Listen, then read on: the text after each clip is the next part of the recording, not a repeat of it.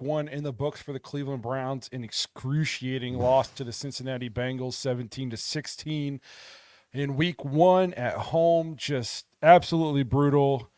What more do you expect out of your Cleveland Browns than to find ways to lose, snatch victory or defeat from the jaws of victory? Just an unbelievable way to lose a game here in week one. So we're going to go through everything, talk you guys through it. I know there's a lot of people out there probably sad and depressed just like we are, so we're all here for each other to get through this. Obviously, Justin here tonight. He was at the game, so tough to get back from Cleveland and get settled in and jump on and do a podcast without getting divorced. So we're giving Justin a free pass tonight. He'll be with us on these Sunday night episodes, probably on the away games. Obviously, he doesn't go to those. So just a tough game. Before we get into everything, though, remember, if you want to get thoughts and intros, voicemails on the show, head to thedogspodcast.com, tap leave voicemail on the drop-down menu. We have a couple to get to tonight, so we're appreciative of those. If you're watching on YouTube, please like and subscribe. Tap the notification bell so you don't miss any of the content that we're putting out. You can listen to the show on Apple and Spotify.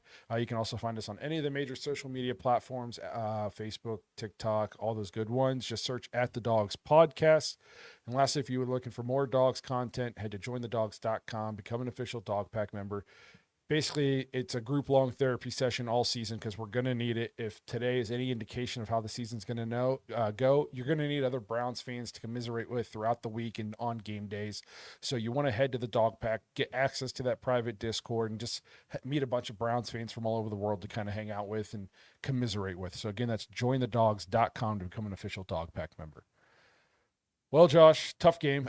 To say the least. To say the least. And here's what's so disappointing about this loss is even though the Browns weren't perfect by any stretch of the imagination in some regards, there was a lot of positives in this game. Like if we pull out this win, we're jumping on this live show going, man, look at this, look at this, look at this. And we're not sitting here saying playoffs, here we come, but we're going, man, that's a good week.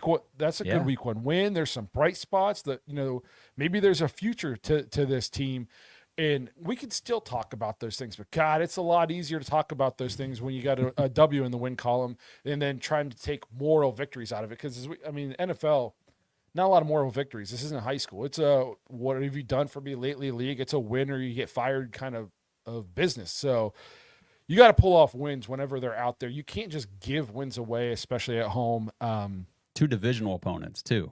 Yes. Jeez. It's just, and again, the bright spots, but also some very concerning things that we needed to get into. So I didn't know if you wanted to drop us a couple thoughts or if we want to get to this voicemail first and kind of go from there. You know what? I'm going to let the other Josh, the social worker, go ahead and kick us off with this one.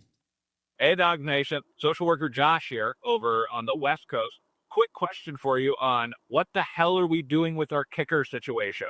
I know we released Hopkins, and I think for good reason, but the replacement doesn't seem to be enough. Our defense was enough. It was more than enough. Our offense was enough. Joe Flacco was enough. Our kicker was not enough. You guys have been talking about this. We don't want to go into this season and lose games by 1 point or by 2 points because we can't hit an extra point or a field goal. And yeah, that's what we did. What are we doing for a kicker, guys? So I think that's a good place to start because honestly, that was the difference on the scoreboard was the kicking. And somebody actually said I jinxed us because I said I didn't want to lose by 1 because we're missing kicks. On the preview episode. Here's the deal. The margin of victory in the NFL's average win is basically 3 points. It's basically a field goal. You can't continuously miss extra points and field goals. It was bad enough that he misses the extra point. So now we're not tied. Now we're like in a you have to score or it's over kind of scenario. And then to come out and the defense does everything right to pin them back, almost get the safety, put them at the 1, make them punt out of their own end zone. We got a good return on the punt. We're setting up at the 40-yard line with a chance to go in. And it's like, you can't capitalize off a chip shot field goal to go up by 2. I feel so confident that if we make that field goal, we win the game because the defense was lights out in the second half. Just an unbelievable way to lose a game. And I don't understand how we can't figure this position out. And I know there's a little bit of a it's not just the Cleveland Browns. I watched us lose this way, and then the broadcast went to that Falcons game. It immediately saw, I think it was the Buccaneers kicker missed an extra point, and then the Falcons kicker missed a field goal, I'm pretty sure, like a minute later. It's not just the Cleveland Browns. I don't know what's going on with kicking in the NFL, but it seems like, at least for us, we haven't had a consistently good kicker since Phil Dawson. And I'm not even saying a kicker that never misses. I'm not asking for prime Justin Tucker here, but we haven't even had a kicker that is remotely reliable. It's at the point now where basically on our plus side of the 50, it's 4-down territory. Yep. I would almost never attempt a field goal because we're not making them with any kind of regularity. And it doesn't matter if it's at home or away. You can't even say Cleveland's a tough place to kick. We miss as many on the road in domes as we do at home. I don't understand what the issue is. I don't get it. It's unbelievable. How can we not find a kicker? Like finding a quarterback, the guy who gets the ball every play. It's the toughest position to play in sports. The fact that we can't get that is also infuriating. But a kicker, he has one job. You can't go out in this whole world, this entire universe, and find a guy whose one job is to kick and he's good at it. I'm watching kids on college game day, hammered drunk, knocking 30-yard field goals. You know what I mean? Like, how can we? I just don't. I don't understand it, dude. And it was a 36-yarder, like you said, chip shot. And we were talking about this before we started the live show here. As soon as he went to make the kick, like his approach in that like split second when he comes up to the ball to make the kick, I was sitting there on my couch going, he's going to miss this. Like he looked out of whack. He looked unconfident, unsure of himself. He looked scared to be out there in that position. It's like, dude, if you're going to be scared to try to make a chip shot field goal to put your team up with like 4 minutes to go or something, no, less than that, a little over 2 minutes to go, dude. Like, you can't be on this team. You can't be in the NFL. And, you and me were texting today because after he missed the PAT, I said, cut him. Like, we got to get a new kicker now. You're like, oh, come on. You can't cut him after just one missed kick. Then he went out and missed the field goal, and you're like, okay, we can cut him now. Yeah, that's right. Like, okay, that's 2 now. Like, you got to go. We can't do this again. You can't cost games, at least not without having established, like, any kind of good grace with the team. You know, right. Like, if Phil Dawson missed a game-winning field goal for the Browns, you were like, man, that sucks. We're mad. But he's done a lot more good for us than bad for us. This guy's done nothing for us. Right. And he'll bounce back. I have no faith that this dude's going to, next week, going to make kicks. And then that plays into your coaching and into your play calling because you call the game different. You manage the game different because you don't have a kicker that you can rely on to make kicks. It's just, we talked about it. This is part of the reason why the offense was so bad last year is we're getting into the red zone and coming up empty multiple times in a game because we can't make any field goals. And it's just, he wasn't the sole, I'm not going to say he's 100% of the reason we lost, but he's like 98% of the reason we lost. Okay? There's so many mistakes that get made in an NFL game that you can point and blame. You can take the blame chunk and that pie and spread it out as many different ways as you want to. But at the end of the day, the scoreboard is what dictates who wins and who loses, and he cost us everything we needed on the scoreboard to come out of this with a win. So I'm with you. The largest blame got to be on him. This is ridiculous. Another huge issue, and somebody actually already brought it up in the chat, so we must be on the same page here, is we talked about this in the preview. Like, hopefully this offensive line struggled last year in the run game just because of scheme and stuff. I have this great fear that this offensive line is not a good run blocking team anymore. I thought we pass blocked pretty well today, but we cannot open a hole. There's almost no run game. Dylan Sampson's a good running back. We saw that today. If you can give this guy with any kind of space, he doesn't need much. He's breaking tackles, running through arm tackles, making guys miss. But it's hard to get anything going on the ground when as soon as you get the ball, there's just 10 guys in your face. And if you can't run the ball, this is just like last year. People would be like, how could we have 600 yards of offense and only score 12 points? Well, it's because once the field shrinks, and you get into the red zone, if you don't have any kind of running game, your passing game gets very difficult when there's not a ton of space to operate. And so then you end up settling for 3 because you can't run the ball. And then 3 turns into 0 real quick because you can't make any field goals. It's bad. I watched this game and I went, it's going to be a long, we're the same offense we were, we're at least points wise. It's going to be just like last year. I have no faith that we're going to be able to score more than 14 to 17 points a game until we can figure out a way to run the ball and we can make kicks. And to the people who are saying, well, we'll have Quinshaw Judkins, that'll help the running game. It's not going to hurt the game, but no, I don't care who you are. Prime Adrian Peterson can't run the ball if there's no holes to run the ball through. And this is going to be, it's going to be a long, long season. We're going to be like today. We're going to put up 350, 400 yards of offense, have 26 first downs. If you count third down and fourth down conversions, I think we were 10 of 19 on like those money downs on third and fourth down. That's a good percentage. And we scored 14 points, right? 14 16 points, 16. If you can't run the ball, you can't be one-dimensional, especially as you get into the red zone. There's not enough room to operate. Another issue is the offense is efficient, but until we get some explosive plays, we're not going to score many points either. You can't think you're going to go 12, 13, 14, 15 plays every single time you have the ball. It's just not realistic to do that. You have to be able to get some chunk plays. And even though I thought Tillman looked good, Judy had a drop, but he looked okay. Fannin was great. Njoku was great. Sampson was great. They all flashed. But until we have somebody who is a threat to go deep, a threat with the ball in his hands to just make a play and take it 80 yards to the house, and we can hit the occasional 25, 30-yard play, it's going to be tough to score points. You can't go 12, 13 plays every single drive. It's not going to happen. This is the NFL. It's too hard to do that. You have to be able to get chunk plays. And I just don't see us having any offensive weapons to be able to do that. We're not slow, but there's just no like top-end, elite-level speed athletes out there on the edges that really threaten a defense vertically. No, not at all. I mean, there's nothing like that. And the difference between the offense this year and last year, obviously, that the quarterback play, we're getting the competent quarterback play. Joe Flacco goes out there. I felt confident in him today. He knew what he was doing, and what I loved about what Joe Flacco did today is we did not have a run game like you've been saying, and he was able to shoulder the load, throw the ball, 45 times, move the ball down the field, pick up some third downs, and he didn't throw any like bad passes like we saw back in 2023 where he was just throwing it into, triple coverage and getting intercepted. Like Joe Flacco threw no interceptions today. He did a very good job. He took great care of the football and still came away with 2 picks in the box score because our receivers let the ball hit their hands, flip it up in the air, and defenders catch it.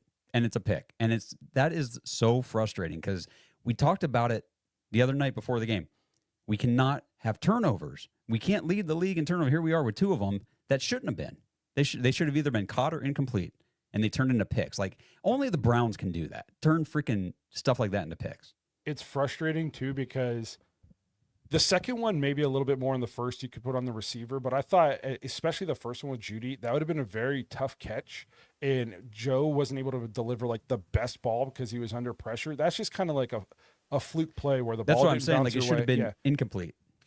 And we had 2 of them go against our way that day. Like, it's not like either one of them were like the guy missed it and it went off his face mask. Like, they both would have been like nice hands catches. Judy's, he was kind of diving a little bit. It just sucks that they both went against you. But again, you shouldn't have been in that situation where like Joe shouldn't have had to have been driving with 2 minutes to go to get the win, to win the game, because we should be able to run the ball. We should be able to make field goals and PATs. Like, it's just, it's the infuriating. Things. Yeah. Yes. Like the easy things that they talk about the fundamentals. We learned this stuff clear back in freaking Pee Wee football. And it's like the Browns don't have those basic fundamentals of football. And that's why this crap happens all the time. And we're sitting here week 1 again, just disappointed with this team because, man, we should be 1-0. We should really be 1-0 right now. It really sucks too, because you had a chance to steal one here at home in a game in which you played well enough to win, and now you hit the gauntlet. Okay. Yep. Now it gets real tough real quick here for the Cleveland Browns. Now you got at the Ravens. I don't know if you saw the Packers, but they pretty much dominated the Lions today. And then you got the Lions. And then you got the Vikings, the Steelers with Aaron Rodgers. If he plays like that all year, they might finally have an offense. The Browns might not be looking at a win until they play the Dolphins. Yeah. Yeah. You know what I mean? And I don't, it's going to be wins and loss wise. It's going to be a long season. Because here's the thing is optimistic as I was about some of the things today, you have to understand that we couldn't run the ball against the Bengals. Yeah, that's the Bengals. I wanted to make that point. The Bengals are going to get trounced on the defensive end most of the games they play this year, unless this is like one of those things where they go from worst to first, because they got a new defensive coordinator. It's too early to tell, but they are not supposed to be that good defensively. And I felt like they bullied our offensive line all game. It just that's the weakness of their team. The weakness of their team is their defense, and we couldn't run the ball against them. Just that does not. You're going to be able to run the ball against Baltimore? Good luck. No, absolutely not. I mean, we ran the ball. Well, if you take out Joe Flacco's, take out his scrambles, it was 22 carries for 43 yards. I think it was 1.8, 1.9 a carry. Like, it was so bad. And for the 3 Jerome Ford supporters that still exist online, because they are out there. I see them. They attack me a lot of times when I'm talking crap about Ford. 6 carries for 8 yards. I know the offensive line is bad, but it doesn't matter when it's Jerome Ford out there. Like, he's going to run right into somebody's behind every time if you give him the chance. And this team has got to run through Dylan Sampson and Quinshawn when he gets here. Jerome Ford might have lost his job today. I hope so. Like, cut, because you could tell it became the Dylan Sampson show, and for good reason. Every time Jerome Ford touched the ball, it was negative. Yeah. Every time. It didn't matter what play, if he was catching it, if he was running it, it's negative. He cannot break a tackle, and he has no vision. It's just there was a clear difference between the two running backs whenever they touched the ball. And I thought it was funny that on the Jerome Ford run, we tried to get him a touchdown early, and he had a crease. And it would have been tough. You would have had to put his shoulder down, run through a couple arm tackles to get in. Can't do it. Very next play, we put in an undrafted free agent that we just picked up a week ago, and he's able to do it. And it's just like, I don't know. I don't think he has a future on this team. I'm excited to see what Quinshawn Judkins can do. But Ara in here says, why the doom and gloom? Played pretty well and could have won. Cleveland fans are mental. We played pretty well and it's a 17-game season. Every game matters. You can't give games away, especially when you're not going to be very good. We played well enough and could have won, but we didn't. So we lost. And then 2, how many games do you honestly think we're going to win? If you look deeper than just the score, the fact that you can't run the ball against the Bengals, the fact that you're already -2 in the turnover ratio for the season, the fact that you missed 2 kicks again in the first game of the season. There are some major red flags in this game that do not bode well as we enter the hardest part of the schedule. Like the Ravens, the Packers, and the Lions, we might not score. I'm not even kidding. And we haven't seen the Vikings yet. They're the game in London after that, and they play tomorrow night, so we'll get a good look at their defense, the first look here in 2025. But the run game is such a major concern because it's been a major weakness the last 2 seasons now. 2023, couldn't run the ball. After Nick Chubb got hurt early in the season, that was it. Like, the run game suffered. And then last year was, 1, we didn't try to run the ball. 2, when we did, it was bad.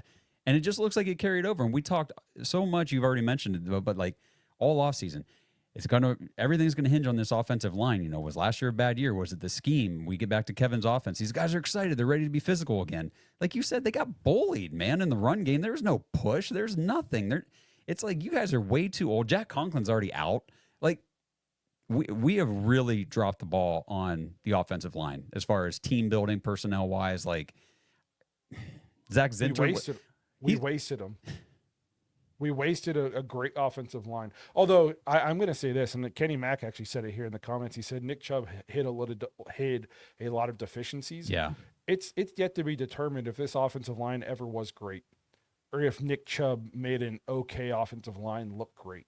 Mm-hmm. Because since he left, gone completely downhill. And to be fair, whenever he was here doing really well, these guys were 2-3 years younger than they are now. So, I mean, I do think that they were obviously a lot better than they are now. They are old. I think they're slow. They're obviously not as strong. They suck. I mean, I hate to.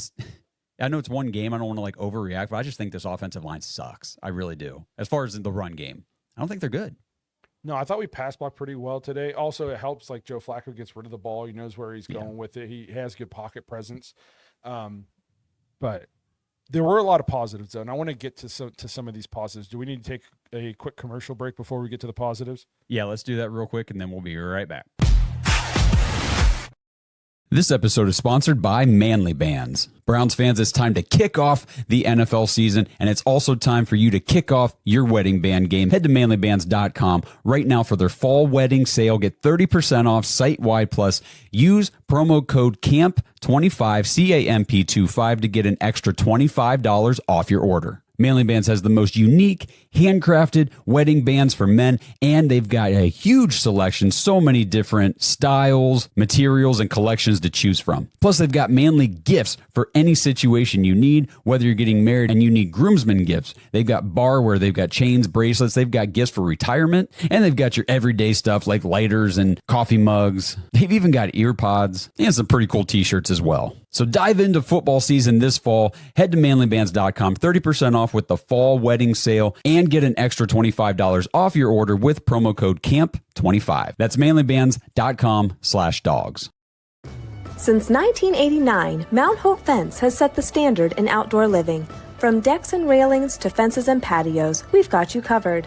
Our lineup features top brands like TimberTech, AlumaGuard, Preferred Railing, and Unilock, along with our own premium Duralux vinyl products. For over 30 years, we've partnered with contractors ensuring reliable job site delivery. Discover quality and excellence in all things outdoors with Mount Hope Fence.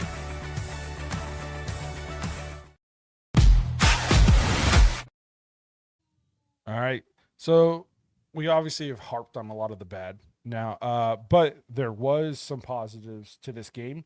That I don't know if they'll matter in terms of wins and losses for this year, but I feel pretty good about the young core of this team moving into the future. I think there's a couple guys you got to talk about. Obviously, Dylan Sampson looked incredible. We might not have been able to open up any holes in the run game for him, but in the passing game, somebody said they stole this comment from somebody else, but he said he is who we were hoping Demetric Felton would be. And I feel like that fit him perfectly. He was second on the team with 8 catches for 64 yards, and he just looked different with the ball in his hand. Like he was explosive, running through tackles, nice cuts, north and south, picked a hole and went. Like he was, and you could tell like they were feeding him. Like they were like, let's just. I thought Kevin had a great feel of how to get him involved in the game, and like could tell like this is the guy who is who's going to kind of carry us today. He was great. Another guy who was great was Harold Fandon. Oh my gosh, dude! These right off the rip, he had 7 catches for 63 yards. He's gonna be a guy. He's gonna be a problem. And again, like maybe it doesn't turn to wins and losses to me, at least just based off one game. And I know it's just one game. This feels to me like a team that is like the year away from being like the good competitive team based on what I saw out of our young rookies today. Like we can play competitive this year, but we're going to be pissed off after a lot of games because we're going to beat ourselves. We're going to do something stupid, but we're going to feel like heading into the offseason that if we're like a couple pieces away from being able to be like that team that goes from last to first in one season. And so we might just have to take our lumps. I thought Cedric Tillman had a good game today. It's just, can he stay healthy? But he strong hands, nice catches, had the touchdown. Defensively, Carson Schweschinger is a beast. Mason Graham was part of an offensive line that held defensive line. I'm sorry. You're good. To 7 yards in the second half. And how many rushing yards did the Bengals have? 46. 46, and how much of that was on like their first 2 drives? When this game first started, I thought, the Browns defense might not be what we thought it was going to be. Chase Brown was running right through the middle of our defense.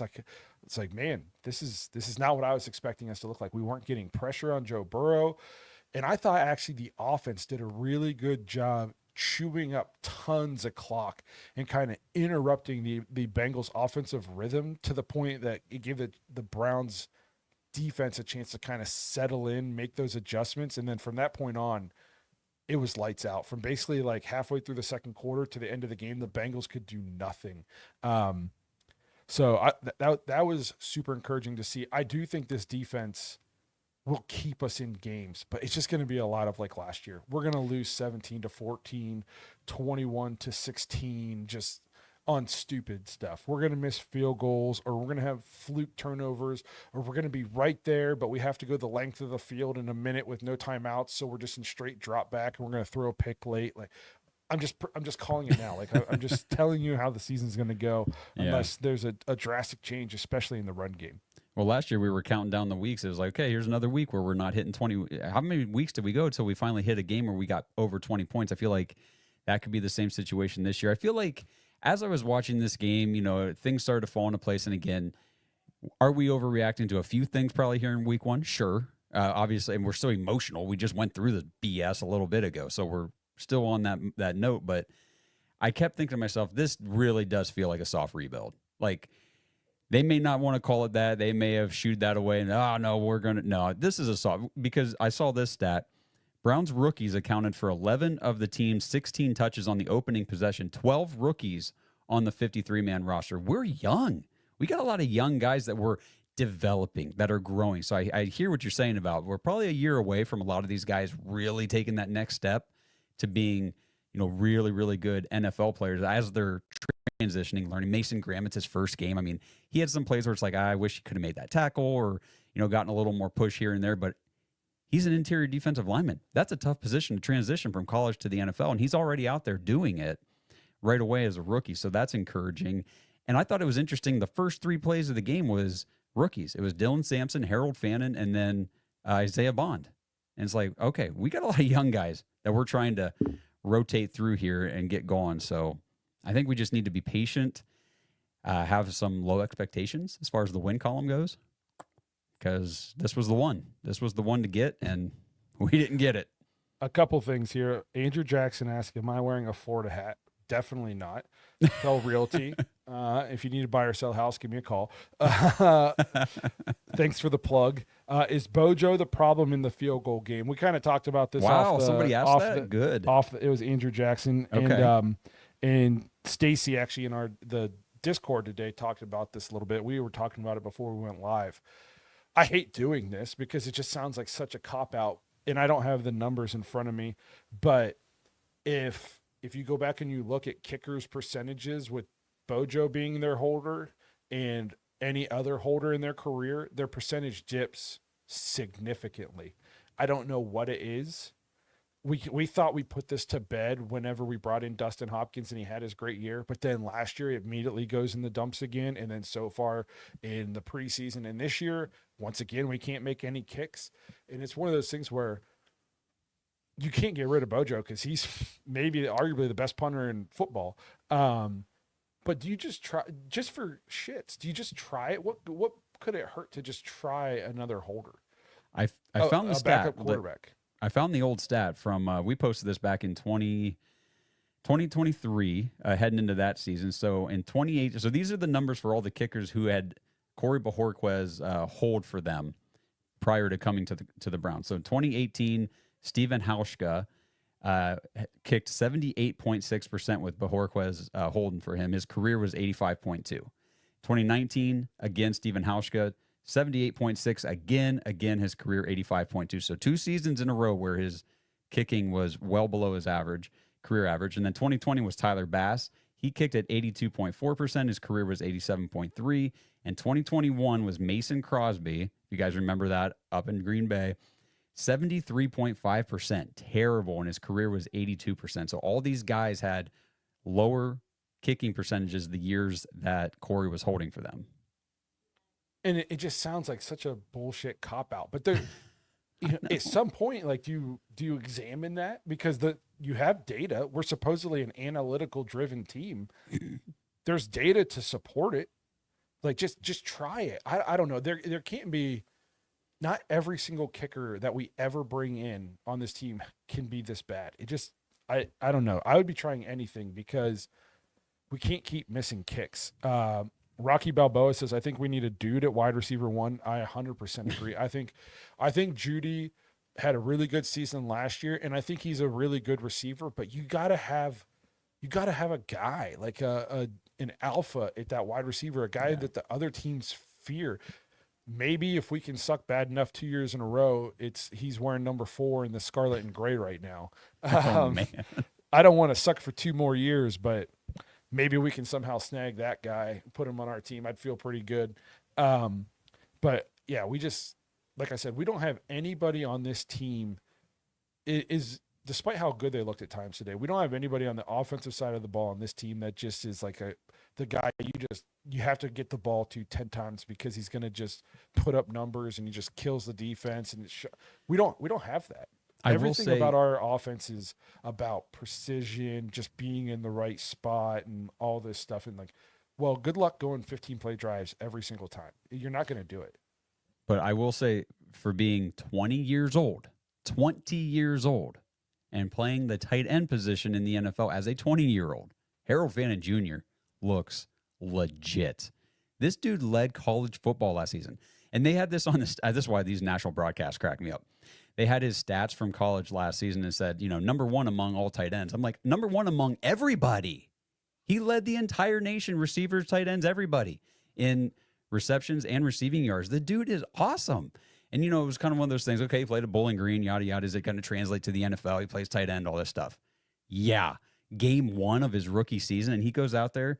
I mean, he had a couple plays where he dropped some passes, and I think those things are going to get cleaned up because this dude does not drop many passes. That was one thing coming out of college his coaches raved about. They called him, what was it, like glue hands or something? I forget, but he just doesn't drop a lot of passes. I mean, the 7 for 60, they just kept going for him. It was like, where's Fannin?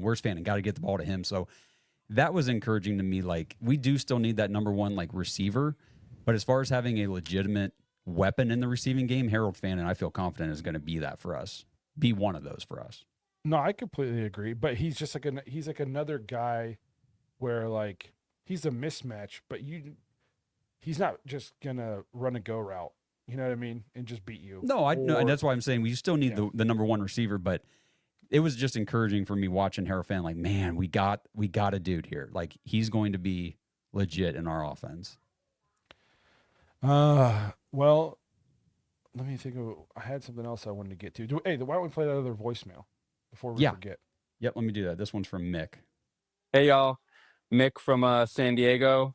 I want to give a shout out to the commish for the fantasy football for allowing me to reload my pick during the draft. So kudos to them. But to the game, week 1 loss, I'm going to chop it up to everyone needs to hit the jug machine. They were not good at catching the ball today. They need to be able to grip the ball and everything like that. Aside from that, I was very pleased with how we played both offensively and defensively. Diabate made that mistake of running up to block the run, which allowed Noah Fant to score a touchdown. Another take, Samson needs to be RB1. Jerome Ford just needs to not play anymore. Very tentative running the ball. Joe Flacco looked good. Offensive line looked good. Yeah, just we shot ourselves in the foot with all the drop passes, and then, the missed field goal, and then the missed extra point. I'm not going to leave it up to the kicker to win the game for the Browns. We need to catch the ball. Long season. Love you guys. Go Browns. Oh. I will say, the kicker does need to be able to win a game for you. That's a thing. You got to be able to go out there and make a game-winning kick.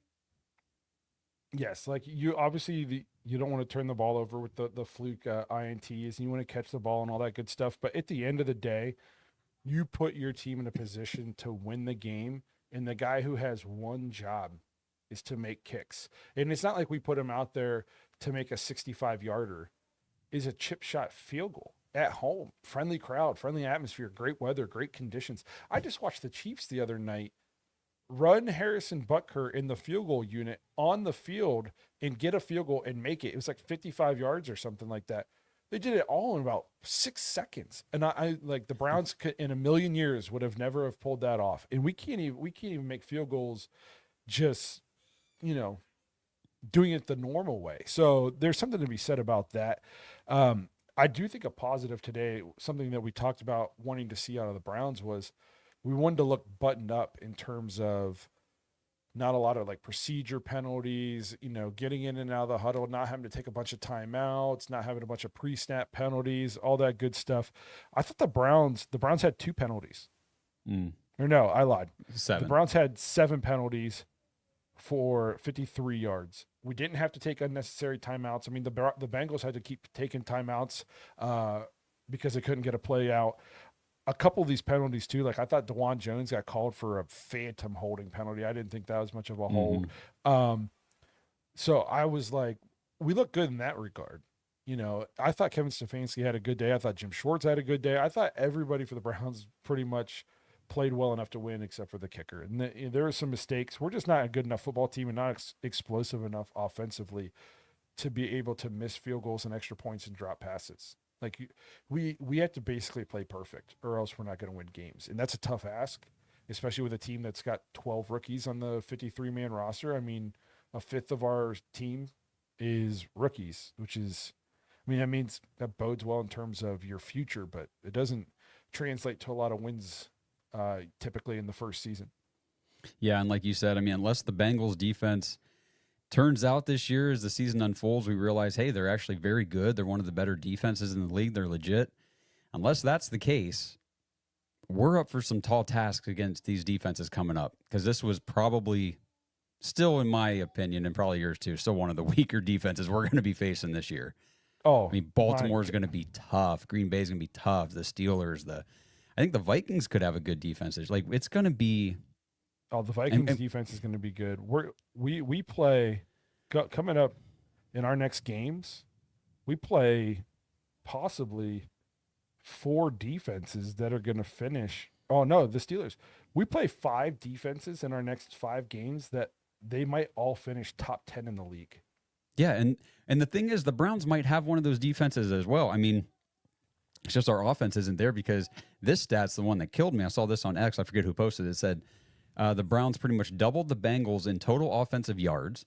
They held Joe Burrow to just 113 passing yards, just 95 team yards when you get to count in the sacks. So they were under 100 yards passing as a team. Jamar Chase had 26 receiving yards. Like, we did that on defense. This is supposed to be a great offense that we're facing. This is supposed to be one of the best quarterbacks in the league. They've got the T. Higgins, Jamar Chase.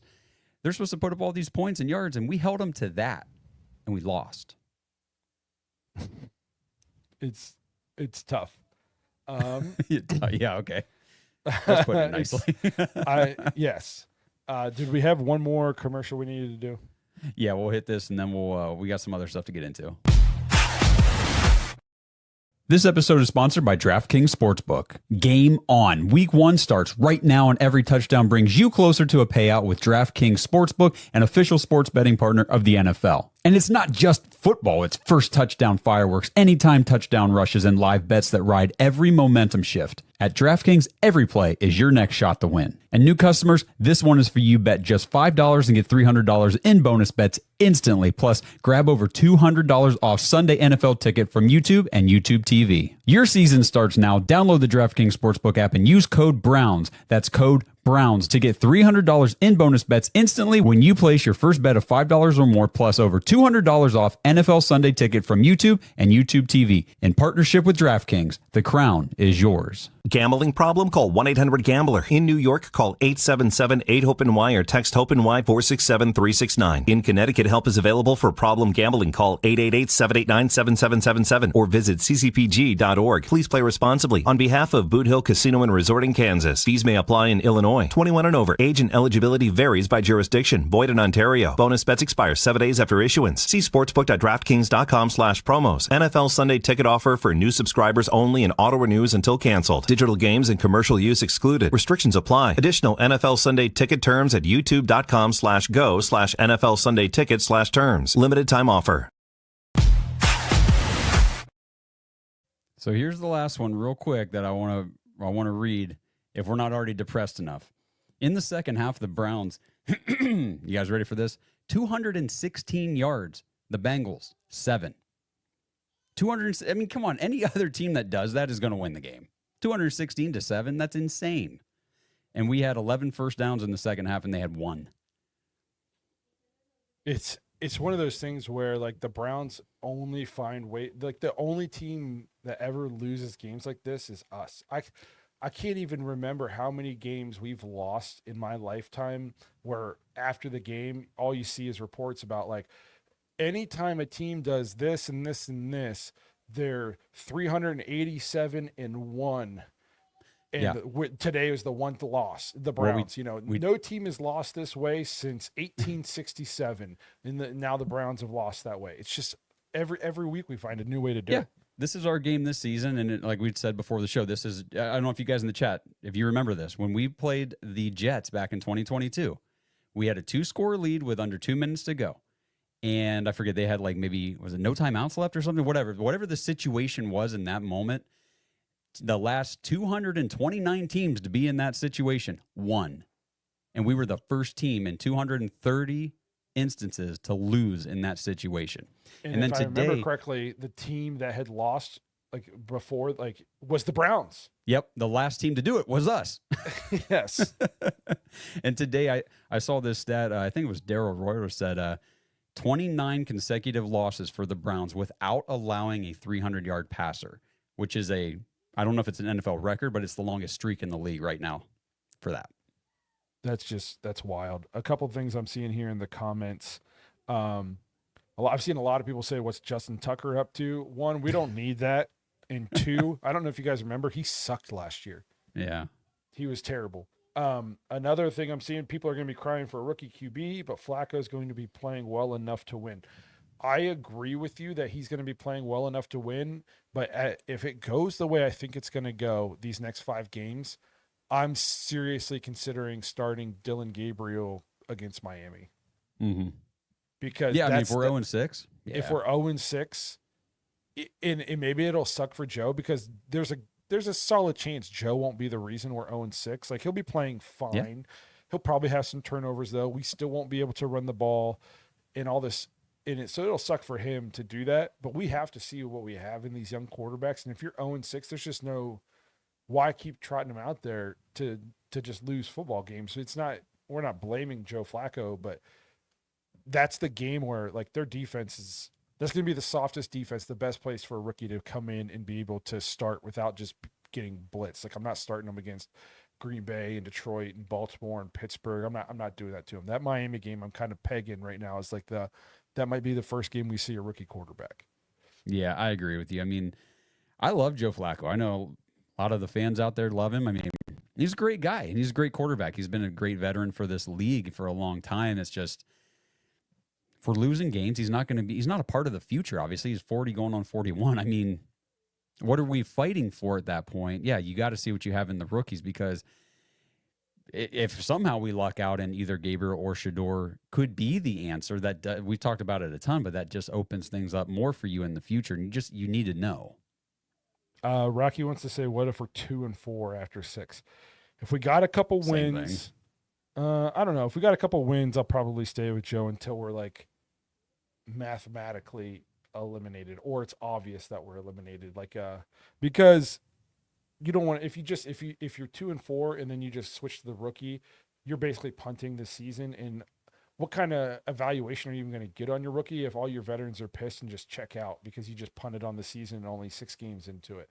And coming out of that, you got the Dolphins, the Patriots, who lost to the Raiders today, which I think the Raiders are going to be improved. The Jets, you got the Raiders. I mean, it's not like there's no easy games for the Browns this year, but it softens up just a tad after that Miami game, to the point where, like, now if you're 2-4 in after that Dolphins game and then you come out and you lose to the Patriots and the Jets, I'm probably not going to start them at the Raiders or at the Ravens, but maybe at Las Vegas.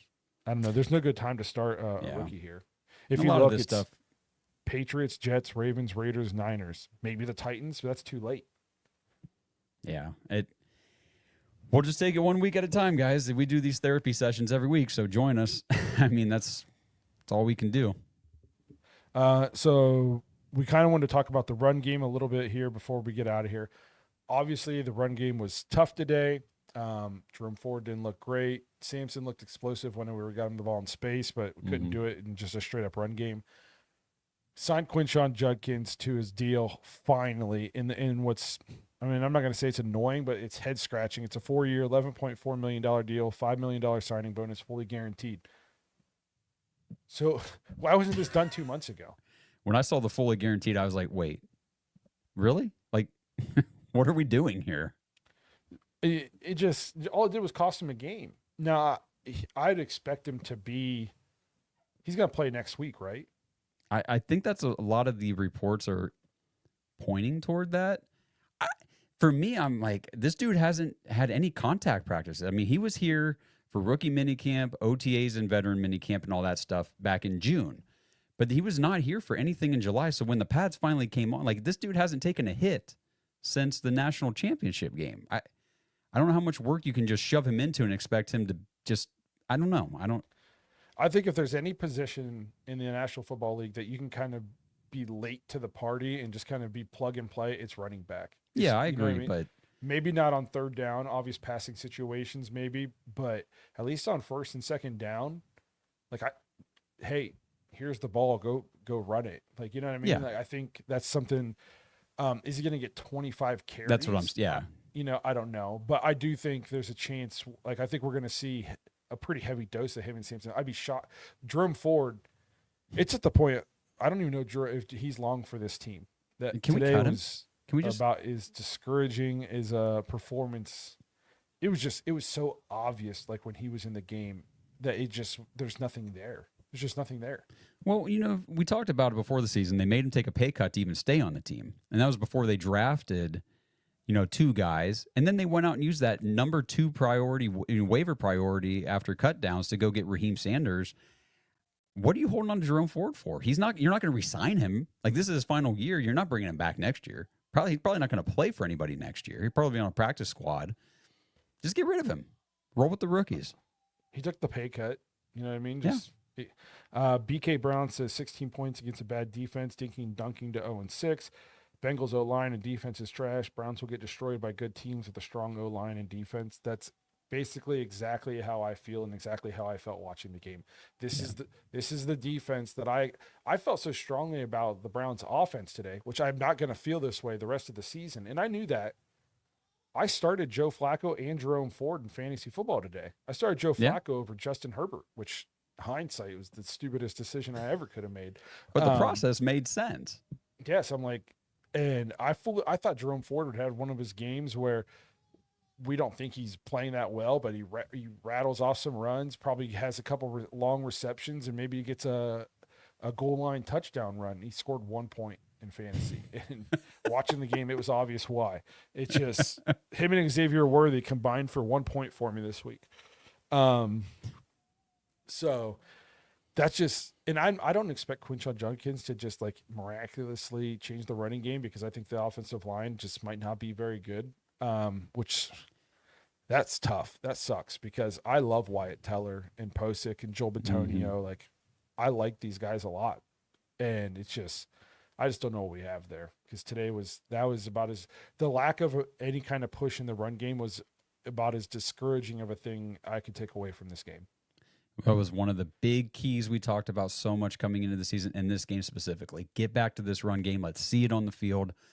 Wow, woof, did they fall on their face in that regard. But let's talk about this contract, though. Let's get back to this for real quick. Like, did the Browns really drop the ball on this as far as waiting this long, and now he's not even ready for the start? He had to miss a game already? Because Justin said you guys were talking about the other night, like, you getting your frustrations out. So what kind of stuff did you guys talk about? Well, this was just before he was signed. We were just talking like, what are you waiting for? Even Right. if you're worried about the suspension, you didn't draft him to be your running back for the first 4 games this year. You drafted him to be your running back for the next 4 years. Like, I don't know what the issue was. And obviously we're not in the negotiations. I've seen a lot of talk online about it was some of the wording in the contract in terms of like, Quinshon didn't want to give up money if he's suspended, and the Browns wanted like the standard holding a paycheck for suspension, that kind of thing. But it's just like, if you're the Browns, like, I understand you don't become rich by just giving money away, but like we're not his game checks on his rookie contract. It's not like you're giving a lot more money away to more worthless people than that. You know what I mean? Like the amount of money you'd be giving away if he is suspended is negligible compared to what he can bring you on the field in terms of his talent and why you drafted him. So I don't know. Obviously we weren't in there, and I don't know what the holdups were, but at least from the outside looking in, just not good. That's a good point. Like people like to trash everybody for having an opinion a lot of times, but it's like all we have is outside looking in. There were no updates on this. There is no inside information. It's just the optics of it. It looks like we were penny pinching at the wrong position for the wrong player at the wrong time. Like, why now? Why with this guy? Like you said, we're paying other people way more money to do nothing on this team, essentially, than we would be him. And, I saw the stuff too where people were saying, well, they didn't want to pay him for any, missed games due to suspension. Well, you just paid him for a missed game now. Yeah. And if he doesn't play next week, now you're paying him for 2 missed games because you dragged your feet on this. It was so stupid. If you're going to give him the fully guaranteed in the end, you should have done it back in June. He'd at least be ready. I mean, makes no even sense. if he plays next week, if it's a half workload, so now you're paying him for half a game. Exactly. Yeah, even if he plays, it won't be. It's just, oh man, so stupid. Well, we do have a new segment this year. Yep. That we want to do as we wrap up episodes. So we appreciate everybody who stuck with us here to the end. We are now going to introduce the Manly Band's Manliest Performance of the Week, which is tough to do this in a loss. I hate giving away like player of the games and games you lose, but we're going to do it anyways because we did have some bright spots. So why don't you go ahead and take it, Josh? For me, I said this has to be Myles Garrett because really we haven't talked a lot about Myles Garrett during this episode, and I think this is the time where we need to give him his flowers because we said Myles needs to come out here and be a game wrecker against this Bengals O-line. Joe Burrow, 9 career sacks against Burrow and all this stuff. I mean, he terrorizes him. He did it again today, especially on that in the, fourth quarter there where it's just 3 straight plays. It was sack, and then damn near safety. Like, Myles laid some hits on him, brought the pressure. I mean, the way he was stunting and moving around the line and getting different angles to come at the quarterback was insane. I've seen some people online saying Myles Garrett needs to do more, like in a game like this, and I kept, what more do you want him to do? I know it'd be great if he came in, strip sack, scoop, scored himself and everything, then kicked the PAT all on his own and everything, but that's not realistic. What you want Myles Garrett to be able to do in a game, he did that today. He did everything that you want the best defensive player in the league to do. No, Myles was great, and like the whole first half, he was just getting so close. Though, like he almost had a sack, but Burrow was able to like scramble for a yard in front of the line of scrimmage, so it doesn't count for a sack. The one where he started at the end and then wrapped around. Oh my! Yep. I didn't know if Joe Burrow was going to get up from that. He freaking obliterated he laid him out. And then he just finally, he was just like wearing them down, and then he just finally started getting them home, and it all came to fruition on that one drive where we almost got the safety. Myles was great. The entire defense, out of basically like 2 drives in the first half where it's like, okay, I was like a little bit nervous, but I was trying not to overreact. One was a scripted drive, okay, and then another one, it's just like you remember Chase Brown, Joe Burrow, T. Higgins, Mike Gesicki, and Jamar Chase. This is an offense this is a Super Bowl winning caliber offense. Like if they have any kind of defense, they can do a lot of damage. So like, it's not crazy to think that they're going to go down and score 2 touchdowns, even if you do have a great defense. But Myles was the linchpin again to a defense that was outstanding, especially in that second half. Another guy, this isn't my performer, but another guy I liked Greg Newsome. I don't know why so many people hate on Greg Newsome. He's available. First of all, he's available all the time. And he plays with such an energy, and like, I'm not saying he's a top 5 shutdown corner in the league and he's just, Newsome Island, but Greg Newsome is a very solid defensive back who is healthy more than he's not healthy, who plays with extremely high energy and is kind of like a vocal leader for this defense. I don't understand Browns fan hate on Greg Newsome, like, at all. No, I mean, and we talked about it. 26 yards for Jamar Chase. Largely considered the best receiver in the NFL or one of the top. And, I mean, yes, the defensive line was getting pressure. Miles had a great game, but the secondary did very well today. This is, I've said this already on the show. This is not a joke of an offense. This is supposed to be a high-flying Bengals offense, and we really shut them down today. Yeah. If I have to pick a Manly Band's performer of the game, for me, I am going Dylan Sampson. And not necessarily like his box score was, he averaged 2.4 yards per carry with a long yard of 5, a long run of 5. He had 8 catches for 64 yards on 8 targets, though. That's key. 8 catches on 8 targets. But I think there was just like it was kind of a coming out party in terms of, I think everybody left this game going, whoa, Dylan Sampson's a freaking good football player. Like the Browns might have something there, you know? So he ran tough. He was taking hits, getting tough yards, running through tackles. Like I love this game going, man, if we can block it all and we get Quinshawn back, like this running back room, this is a young, explosive running back room if we can just block it all. So that's going to be my Manly Band's performer of the game. You went defense, so I went ahead and went offense. I like it. Yeah. And I mean, when Quinshawn comes back and he's ready to go, like fully integrated into the offense and everything, I mean, we're talking about a 220-pound bruiser that can run 4.3. So he's shifty. I mean, he's not going to rip off, 40-yard runs and stuff left and right, but the dude's going to be, the thing with like Dylan Sampson, he's 200-pound back, maybe, like he's put together, but he's smaller. So to try to give him a featured workload is just tough. It's tough to do. And that's kind of what they had to try to, make shift today. But when we get Quinshawn in there and that frees up Dylan to be that change of pace receiving back guy, I mean, this duo could be very good.